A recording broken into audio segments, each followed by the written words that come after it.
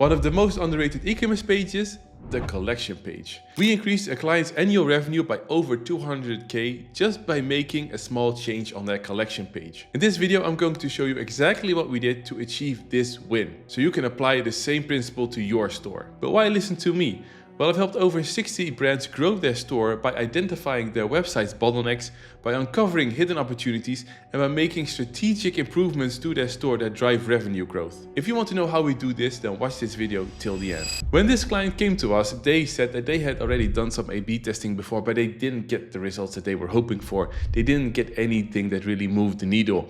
They admitted that they didn't have the time or the expertise to set up a real solid CRO program, and they asked us to do it for them. They just didn't want to waste more of their time guessing around. They knew they were leaving money on the table, they just didn't know where and how to fix it. So we ran an audit and we saw plenty of opportunity and we said, okay, we can help you, let's work together. But we didn't just go in and start running some tests. We did a whole research in order to find their biggest opportunities and to find out what the bottlenecks were. Because you don't just want to start running tests and hope for the best. You want to start testing things that really move the needle. Because if you would have the choice between running 12 tests in the next 3 months based on hunches, best practices, and some theory, or you have the opportunity to spend the first month researching what your audience wants, what your website displays, and what opportunities your website has to increase your revenue, so that in the next 2 months you can run 8 high-impact, well-researched test ideas that are tackling your customers' bottlenecks, their issues, their pains, and really tap into what motivates them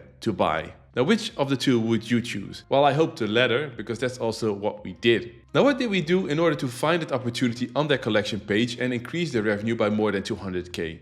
Well, there's a lot of things that you can do in the research. For example, we always start with the kickoff call to get the brand a bit better, to know what they did and what they didn't do, and what worked and what hasn't worked so far. So we get a good context of their website and everything around it. Now, we also do the analysis of their GA4 account to see how their pages are performing, how their traffic is performing, what the different device types do, mobile and desktop.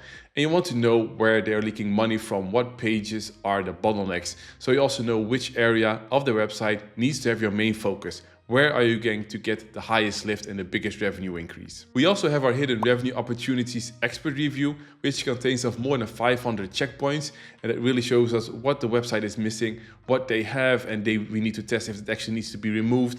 So it gives us a lot of test ideas, and it's technically our secret sauce to getting a lot of A/B test winners. Now, you can also look at heat maps and scroll maps and visitor recordings. We also do surveys. We also have an interview with the customer support. But what gave us this insight was a user testing. And with user testing, you let users go through the site, you record their voice, and they need to speak their thoughts out loud, and you also record the screen. So you actually not only see what they're doing, you're also hearing their motivations and thoughts behind it.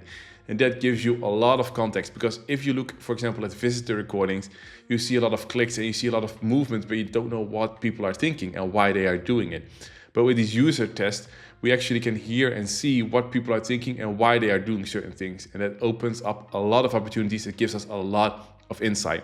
And one thing that really came out here is that people didn't really know what product was the right fit for them. Because our client is selling Bible studies and people weren't sure which study was the right fit for them, which one they actually wanted to have. And this resulted in that they had to go to a product page to figure out what it was about, and had to go back to the collection page if they needed another one, check it out, no, also wasn't what I wanted, then need to go back to the collection page again.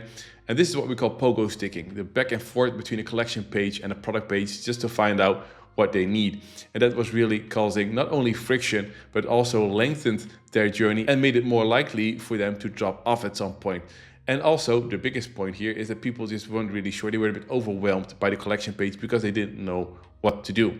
So one of the ideas that came out of our research was to make it more clear on the collection page what each Bible study is about. And we scored all our test ideas based on the Dexter score to see which test has the highest probability of winning. And this one was one of the highest ranking test ideas. So we went for this one and we showed it to our client. We showed also how it was going to look. And here we showed a short description to give an idea what the Bible study is about, so people didn't have to go back and forth between all the different options. And this would therefore increase clarity and would improve the user experience. And our hypothesis was that would therefore increase the conversion rate. Now, we also tried it with bullet points before, because in general, bullet points are easier to read, easier to scan. So that's what we tested first. And the thing is, even though research and even though best practices and even though case studies would say bullet points usually are the better option, for this particular client, it was better to have a short description, which was therefore more of a story that people could read and gave a bit more of information about the Bible study than just bullet points. So therefore, it's also important that you figure out what is best for your website and for your brand, because it's not the case that if it works for your competitor, it also works for you. By the way, if you want to stay up to date about the latest e-commerce tips and tricks and what works and what doesn't work, or want to be updated about new case studies, then be sure to subscribe to this channel.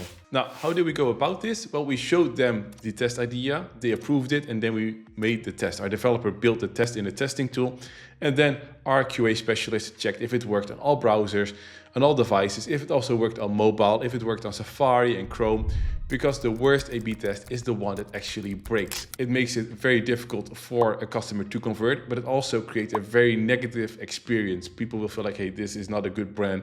They have a very buggy site, and therefore also your brand image has damage. So therefore, it's very important that your tests work properly. So once our QA specialist gave the green light, we sent a preview link to the client, a preview link so that only they could see the test and they could verify if it was up to standard, and then we put it live. We let the test run for 2 weeks in order to get enough data, but also to increase the trustworthiness of the test. A test that runs for 1 week is usually not trustworthy enough because there can be a lot of randomness in that first week. So ideally you have it at least for 2 weeks. And with that, we had enough data to draw a conclusion. So then we started to analyze the test. And this is then the report that we create for our client and also for ourselves for future references. Now, this is a bit of a slimmed down version because we also need to protect, of course, our client. We cannot show everything, but we have our hypotheses here, why we think it will win, but also why we think it could lose. Because if it would lose, we also would have an idea of, okay, it doesn't work for this and this reason. So we need to be sure that next time we do it differently. Here we also have the screenshots of how it looked before. This is on mobile, and then also for mobile, for example, how it looked afterwards. And then we have the results, again, a bit simplified. I have to hide the revenue numbers. And you can see here that the conversion rate increased more than 14% and that the average order value also increased by 5%. And therefore, each user was worth more than 20% in our test variant. Now, we ran a probability test with Bayesian statistics to see what the probability is that this test will also result in more revenue, and it was a clear winner. It had a 99.4% probability for it to beat the control, which means that our test was very likely to be the better version, right? And based on the uplift that we detected, their revenue increased by more than 200K. I cannot show you the exact numbers. That's usually also in here for them. But of course, I need to protect that. But this is how we get to that result. And this is how we got a great improvement on the collection pages with just a simple change based on research that improved their revenue by more than 200K. Now, this test idea actually also led to a follow-up idea to make it even more easier to find the right Bible study. And that was also a winner, but that's maybe for another video. Now, as I said in the beginning, the collection page is a really underestimated e-commerce page because most of the time, a lot of focus and attention is placed on product pages and home pages. A lot of the experts talk about it, a lot of the posts on social media are about it, a lot of blog posts are about it, but you need to really look what is important for your specific website, what is important for your specific brand. And also this client had winners on the product pages and the home page, but it's important that you see the entire picture, and this was a missing link for them. They really needed to improve the clarity on their collection pages. Now, if you have the feeling that your website has the ability to generate more revenue, but you just don't know where to start, or you have tried many things and nothing really worked, then click the first link in the description below and book a free call with me today. We'll talk about what you've tried so far, what worked and what didn't work, and see what we can do in order to give you that revenue boost that you need. And once you did that, be sure to watch this video in which I explain how you actually need to A/B test on an e-commerce website.